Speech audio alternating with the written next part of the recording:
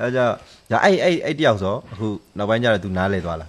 နားလဲပါတယ်ဆိုတော့ तू ကသူ့ရဲ့အသက်အရွယ်ကြီးတဲ့အပိုင်းလဲပါတယ်ပြီးတော့ဟိုမှာအခုသူတို့နဲ့အတူတူပြန်ပြီးတော့အပတ်စဉ်တွေပြန်တွေ့ကြတဲ့ခါကျတော့လေအချင်းချင်းပြုပြင်ထိန်းသိမ်းနလန်းနဲ့ပဲသူတို့တွေစိတ်နေသဘောထားတွေလည်းပြောင်းသွားတာပေါ့နော်တချို့တွေဆိုလို့ရှိရင်ဒါဘိုးကြီးတာဘောဆိုလို့ရှိရင်သူတို့တွေဒါချစ်လဲချစ်ကြတယ်သူတို့ကချစ်တာဟဲ့မင်းတို့တွေ ဘိုးကြီးမပြောနဲ့သူတို့ကသွားကြံသွားတော့ဆိုလဲမသွားဘူးဘယ်လိုလဲမသိဘူးအဲ့လိုမျိုးဘိုးကြီးကမင်းတို့ပြန်ချင်းတန်းပြီးဆိုတော့လေမဟုတ်ပြန်ဘူး ဘိုးကြီးတို့ဖြေတဲ့အဲ့လိုကိုပြောတာအဲ့ဒါကြောင့်မလို့ဘိုးကြီးစီမှာပဲသူတို့တွေတာဝန်တွေပြန်ထမ်းဆောင်ပြီးတော့ခုနပြောသလိုပေါ့အောင်စရာပြန်တိုက်နေတာကျွန်တော်တို့တိုက်နေတာမဟုတ်ဘူးအောင်စရာကိုတကယ်အောင်စရာပြန်တိုက်နေတာအဲ့လောက်လေအောင်စရာလူတွေကိုသိသိချင်တာကျွန်တော်ပြောချင်ဟုတ်တယ်တကယ်လည်းသိသိချင်တာအောင်စရာကိုအောင်စရာပြန်တိုက်တာအဲ့လိုမျိုးဖြစ်နေတာကောင်းတယ်မိုက်တယ်တော့ဒါဒီဘက်ကအဖြူမူတွေစိတ်နေစိတ်ထားတွေခံယူချက်တွေအဲ့ဒါအကြောင်းမလို့လေဒီလိုမျိုးပုံစံမျိုးကြီးဖြစ်လာတာပေါ့ပြောရမယ်ဆိုရင်ဟိုဘက်ဒီဘက်ရန်သူပုံစံဖြစ်ခဲ့တဲ့အနေထားကနေတစ်ဖက်ထဲမှာပြန်ပြီးတော့သူတို့တပ်ဖွဲ့ကိုပြန်ပြီးတော့တိုက်ပွဲဝင်ပေးတဲ့အနေထားတွေဖြစ်အောင်ပြုပြင်ပြောင်းလဲနိုင်ခဲ့တာဒါမျိုးရခံယူချက်တွေစိတ်သက်တွေပေါ့နော်အခုနလိုဘူရာဘောရဲ့တွင်နေဆုံးမမှုတွေဒါတွေကအများကြီးရေးပါတယ်ပေါ့နော်အခုဆိုရင်ကြည့်ရအောင်စရာကကိုရီအတွက်လာပြီးအင်အားစုပေးနေသလိုဖြစ်နေအင်အားဖြည့်ဟုတ်တယ်နော်အဲ့လိုဖြစ်နေအောင်နော်အဲ့တော့ဘာဖြစ်အောင်စရာကျေးဇူးတင်တယ်ကျေးဇူးတင်ရတယ်အဲ့တော့ဒါကတော့ဒါကိုတို့အတွေ့အကြုံနဲ့ပတ်သက်လို့ပြောတာပေါ့နော်ပြီးတော့ဒီစနိုက်ပါနဲ့ပတ်သက်လို့ပြောတယ်ဆိုတော့ခုကြတော့ကိုသိကျင်တာလေးကအဲ့လိုဒါပုဂ္ဂိုလ်ကြီးပဲပြောပါတော့ခန်းစားချက်ပေါ့နော်အဲ့တော့ဒီတော်လန်ရေးဒီနေ့ပြီးသွားပြီဒီနေ့အောင်မြင်သွားပြီဆိုတဲ့အချိန်ကျရင်ပထမဆုံးဖြစ်ချင်တဲ့ဆန္ဒဘာဖြစ်ပထမဆုံးလှုပ်ချင်တဲ့အလုပ်ပဲဖြစ်ကျွန်တော်တို့ပထမဆုံးလှုပ်ချင်တဲ့အလုပ်ကတော်လန်ရေးပြီးသွားပြီဆိုတဲ့ဟာကြီးကအဲ့မိကုန်းကလည်းဖြည့်ချင်တယ်ဗျဟုတ်ဆိုတော့တော်လန်ရေးဘယ်တော့ပြီးမလဲလို့ပြန်လဲမေးချင်တယ်အဲ့လိုမျိုးရှိတယ်လေကျွန်တော်ခံယူတာကတော့တခါစစ်သားဖြစ်ဘူးရင်တစ်သက်လုံးစစ်သားပဲဗျဘာလို့ချင်လဲဆိုရင်ဒီနိုင်ငံမကောင်းစေပြုပြင်ရအောင်မှာပဲကျွန်တော်တို့ကဒီပြုပြင်လမ်းကြောင်းထဲမှာပဲကျွန်တော်ရှိရမှာအားကြောင့်မလို့ကျွန်တော်ရဲဘော်တွေကိုကျွန်တော်ပြောပြတယ်ဘာပြောပြလဲဆိုတော့ငါတို့မှာခိုင်မာတဲ့နိုင်ငံရေးကြီးမှန်းချက်စီးကြီးမှန်းချက်ရှိရမှာငါတို့စီးကြီးမှန်းချက်ဘယ်ထိသွားမလဲငါတို့နိုင်ငံဘယ်အခြေအနေထိရောက်ရင်ငါတို့ဒီလက်နဲ့ချမလဲကျွန်တော်ကလက်နဲ့ချဖို့အတွက်ဝင်လင်းနေတဲ့ကောင်မဟုတ်ဒါပေမဲ့ကျွန်တော်တို့လိုချင်တဲ့နိုင်ငံကျွန်တော်တို့ဖြစ်စေချင်တဲ့ပုံစံဖြစ်ရင်ကျွန်တော်လက်နဲ့ချလိုက်ဒီလက်နဲ့ကိုစွန့်လိုက်မယ်ကျွန်တော်တို့ကလက်နဲ့ခင်တွေ့တဲ့ကောင်မဟုတ်ဘူးပြီးတော့စစ်ဘလူးဝါဒလည်းမဟုတ်ဒီဒေါ်လာရင်းပြီးတော့ဘာဖြစ်ချင်လဲဆိုတော့ကင်းကွာခဲ့တဲ့ဒီလိုမိသားစုတွေနဲ့ပြန်နေခွင့်တော့ရချင်တာဟုတ်ဗျာဒါကတော့ရဲဘော်တိုင်းလည်းဒီခံစားချက်ရှိမယ်လို့တော့ထင်ပါတယ်ညီလေးอ่ะကျွန်တော်သိချင်ဆုံးကတော့အိမ်တစ်ခေါက်တော့ပြန်လဲတောင်းထမ်းဆောင်မယ်ဆိုရင်ထမ်းဆောင်မှာပေါ့ဒါကူလိုအပ်တယ်ဆိုရင်လိုအပ်တယ်ဆိုတော့ထမ်းဆောင်မှာပဲငင်းလို့မမြင်ဘူးလေဟိုကလောက်ခဲ့ပြီးသွားယူစုံဆက်သွားအောင်ပါပဲဟုတ်ပေါ့အိမ်မှာအမေချက်တဲ့ဟိုဟာခန်းကြီးဒီငပြချက်နဲ့ညူသီးမိုးလေးဖြူပြီးတော့လေမိသားစုရင်တော့လို့တိုက်ဝင်စကွဲပုံမှာစားတဲ့ဟာတွေဒါတွေပြန်ဆိုင်ကျင်နေတယ်ပြေပါပါဒီဆန္ဒတွေအမြန်ဆုံးပြေပါစီပေါ့နော်ပြီးတော့ဒါပြေလဲပြေမှာပါပြီးတော့အဲ့တော်အတွင်းမှာလည်းလုံခြုံပေးကင်းအောင်နေပေးပါပေါ့နော်ပြီးတော့ညီရဆိုရင်တဖြည်းဖြည်းနဲ့တွေ့ကြုံနေလဲများလာတယ်ပြီးတော့အောက်မှာလည်းကိုယ်ယုံကြည်အားကိုးတဲ့ရဲဘော်တွေလည်းရှိလာမယ်ပေါ့နော်ဒါကြဒီရဲဘော်တွေပေါ်မှာလည်းပြန်ကြည့်ပေးပါသူတို့လည်းလုံခြုံပေးကင်းအောင်စောင့်ရှောက်ပေးပါပေါ့နော်ပြီးတော့ပြည်သူတွေအတွက်ကိုလည်းဒီလိုမျိုးစိတ်ထားမျိုးပေါ့နော်အမြဲတမ်းထားပေးပါပြည်သူတွေအတွက်ကိုပေးနိုင်တဲ့ဟာပေါ့နော်အကုန်လုံးဒါဆွန့်လွတ်ပြီးနစ်နာခံပြီးလုပ်ပေးခဲ့တဲ့ဟာတွေအားလုံးအတွက်ကိုလည်းကျေးဇူးတင်တယ်ဂုဏ်ယူတယ်ပေါ့နော်ပြီးတော့ပြည်သူတွေကိုလည်းတကယ်လွတ်မြောက်တဲ့ဘဝမျိုးဖြစ်အောင်ဖန်တီးပေးနိုင်မယ်လို့လည်းယုံကြည်တယ်ပေါ့နော်အဲကြောင့်ဒါဒီစကားဝိုင်းရဲ့အဆုံးသက်အနေနဲ့ပြည်သူတွေကိုပြောချင်တဲ့စကားရင်ဖွင့်စကားပဲဖြစ်ဖြစ်ရင်ထဲကစကားပဲဖြစ်ဘာပြောချင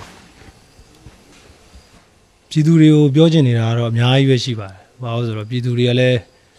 ဒုက္ခတွေကြားထဲမှာမဗရာမြေလူးနေရတဲ့ပုံစံမျိုးဖြစ်နေပြီးတော့ပြည်သူတွေကိုအားရအောင်ပြောချင်တဲ့စကားတကွာကျွန်တော်တို့တွေကတော့ဘယ်တော့မှပြည်သူတွေရဲ့မျှော်လင့်ချက်ကိုရိုက်ချိုးတဲ့ကောင်တွေတော့ဖြစ်မှာမဟုတ်ပြီးတော့ကျွန်တော်တို့ဒေါ်လာရေးကိုတစ္ဆာမဖောက်ဒေါ်လာရေးကိုတစ္ဆာမဖောက်ခြင်းဟာပြည်သူတွေရဲ့မျှော်လင့်ချက်ကိုမရိုက်ချိုးလို့ပြောတာ ਨੇ တူတူပဲဒီမျှော်လင့်ချက်ပြည်သူတွေမျှော်လင့်ထားတဲ့မျှော်လင့်ချက်ဒီမျှော်လင့်ချက်ကိုလည်းကျွန်တော်တို့အမြန်ဆုံးပြည့်အောင်လို့ကျွန်တော်ကြိုးစားတယ်နေရောညအောင်ရာသီဥတုဆူကြမ်းမပြည့်စုံမှုတွေဘယ်လောက်ပဲများကျွန်တော်တို့ကြိုးစားနေတယ်ကျွန်တော်တို့ရှေ့ကိုပဲတက်နေတယ် ပြီးတော့တိုင်းပြည်ကိုဖျက်နေတဲ့ပြည်သူကိုနှိပ်စက်နေတဲ့ဒီတိုင်းဖြတ်ပြည်ဖြတ်မိစ္ဆာတွေကိုကျွန်တော်တို့အများဆုံးနှိမ်နင်းနေတယ်ဒါကိုပဲကျွန်တော်တို့ပြည်သူလူထုကိုပြောချင်တယ်နောက်တစ်ချက်ကဟိုပြည်သူတွေကိုလည်းပြောပြချင်တာတခုကပြည်သူတွေကဟိုစီရေးသတင်းတွေဆိုလို့ရှိရင်တအားမျှော်လင့်ကြ ဟုတ်တယ်ဟုတ်တယ် ဒါပေမဲ့ကျွန်တော်တို့ဘက်ကလည်းမချပြလို့မရတဲ့ကဏ္ဍတွေရှိတယ် ဟုတ်တယ် အဲ့ဒီခါကျရင်ကျွန်တော်တို့အလုံးမလုပ်ဘူးလားလို့ထင်ကောင်းထင်လိမ့်မယ်ကျွန်တော်တို့ဒီနေ့အလုံးလုပ်တည်မလုပ်တည်ဆိုတာကိုပြည်သူတွေကောင်းကောင်းနားလည်တဲ့အနေထားတော့ရောက်လာပြီလို့ထင်တယ်တကယ်ပြောတဲ့ခါကျတော့ဒါချပြမှမဟုတ်ပါဘူးကျွန်တော်တို့ကအလုံးလုံးနေဖို့ပါပဲကျွန်တော်တို့နေရောညရောအလုံးလုံးနေပါတယ်ဒါကိုပြောချင်ပါ ထွက်နေပြီ အခုဆိုရလက်တွေကလည်းတော်တော်များများထွက်နေပါပြီ ဟုတ်တယ် ကျွန်တော်တို့ဖုံးဖိထားကြတော့မလိုပါဘူး ဟုတ်တယ် ဟုတ်တယ်မလားဒါကြောင့်ပြည်သူတွေရဲ့မျှော်လင့်ချက်အများဆုံးပြည့်အောင်လို့ကျွန်တော်တို့အစဉ်မြဲကြိုးစားသွားမှာပါလို့ပြီးတော့တခါတည်းပြောချင်တာကတော့ဟာသားတော့မဟုတ်ကျွန်တော်တို့မှလည်းပြေးပြီးတော့ level ညစ်စရာဆိုလို့ပြည်သူပဲရှိတယ်ပြေးပြီး level ညစ်စရာဆိုလို့ပြည်သူပဲရှိတယ်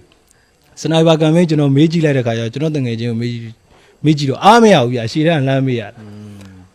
တကယ်ချင်းဘယ်လောက်ရာခိုင်နှုန်းရောက်ပြီလဲဆို900ရာခိုင်နှုန်းပဲရှိသေးတယ်ဟာမင်းက900ရာခိုင်နှုန်းဆိုဘယ်တော့မှပြည့်မှာလဲငါတို့ဘယ်တော့တိုက်ရမှာလဲပေါ့အဲ့တော့ပြည်သူတွေကိုလည်းပြောချင်တာကျွန်တော်တို့စနိုက်ပါဝယ်ဖို့ရှိတယ်အဲ့လောက်ကိုလည်းပဲတက်နိုင်တဲ့သူတွေတက်နိုင်သမျှဝိုင်းပြီးဝင်ပြီးတော့ကူညီပေးကြပါလို့ဒါမေတ္တာရက်ခံပါတယ်ပြီးတော့ပြည်သူတွေလည်း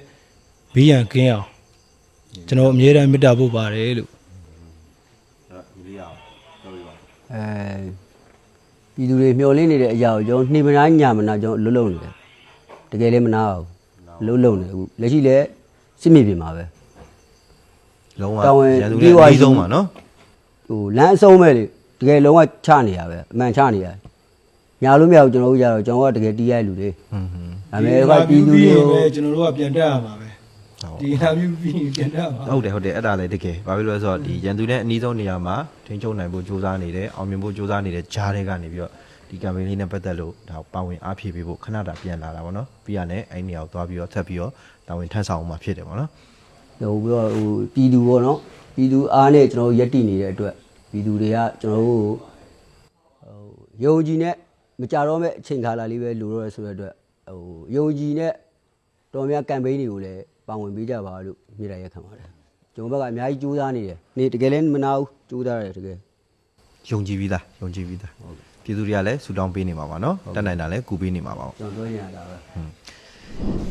နောက်တစ်ခုကကြတော့ဒါညီတို့အခုဒါရဲဘော်ရဲဘက်ဖြစ်နေပြီပေါ့နော်ရဲဘော်ရဲဘက်တွေဖြစ်တယ်အခုဆိုအများကြီးပဲတယောက်တစ်ယောက်ကနေရာလည်းမတူဘူးမတူတော့ဟိုဇာတိတွေပါမတူနော်ပြီးရင်အရင်တော့လည်းမသိခဲ့မမြင်ခဲ့ဘူးဒါပေမဲ့အခုတနေရာထဲမှာလာဆုံကြတယ်ဒုတိယမိသားစုဖြစ်တယ်ပေါ့နော်အဲကြတန်ရောစင်တွေလည်းအများကြီးဖြစ်ကြတယ်ဆိုတော့ဒီတန်ရောစင်ဖြစ်ရတဲ့ရဲဘော်တွေထဲမှာမှပဲအဲ့လိုမမရဖြစ်နေတဲ့ရဲဘော်တွေရှိတယ် ဟုတ်ရှိပါရဲဘော်တွေကဒီမှာအားလုံးကလည်းစစ်ကြောင်းပေါင်းစုံပြီးတော့မာမိတ်တွေနဲ့ကျွန်တော်တို့ကလက်တွဲပြီးတိုက်ရတဲ့အခါကျတော့ဒီရဲဘော်တွေအားလုံးနဲ့ခင်မင်နေတဲ့အခါကျတော့မိသားစုဆိုတာဒီရဲဘော်တွေပဲရှိတယ် ဟုတ်တယ် ညီကိုဆိုတာလည်းဒီရဲဘော်တွေပဲ second family မဟုတ်ဘူးကျွန်တော်တို့ဘဝအတွက်ကတော့ first family တွေပဲအဲ့လိုမျိုးကျွန်တော်တို့ကသဘောထားတာသဘောထားတဲ့အခါကျတော့ဘယ်ရဲဘော်ပဲတစ်ခုခုဖြစ်သွားထိခိုက်ဒဏ်ရာရတာတော့မှကျွန်တော်တို့တွေမှာစိတ်ထဲမကောင်းကြာဆုံးနေဆိုရင်တော့ဒါပြောပေါ်ရမရှိဘူးပေါ့ဗျာ